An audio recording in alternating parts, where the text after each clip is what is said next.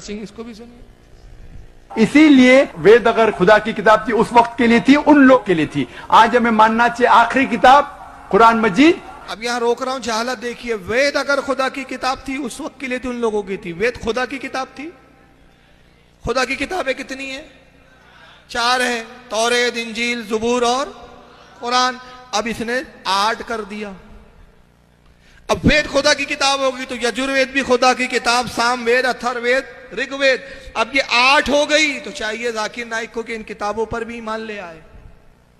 तो वेद खुदा की, तो ये खुदा की किताब नहीं थी। सबसे पहला तो ये टाई पहन के झूठ बोल रहा है, समझ रहे? इसलिए मैं कहता हूं किसी गधे को टाई पहना लो तो पढ़ा लिखा नहीं बन जाता, गधा गधा ही रहेगा।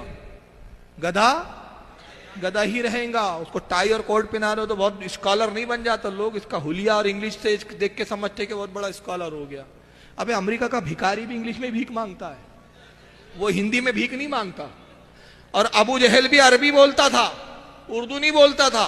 तो कोई अरबी बोलने लग जाए और कोई इंग्लिश बोलने लग जाए तो आलिम नहीं हो जाता। तफक्को फिद्दीन किसी और चीज का नाम है, जो इनको नसीब नहीं हुआ। वेद अगर खुदा की किताब थी, अबे खबीस कहां पे वेद खुदा की किताब आ गई?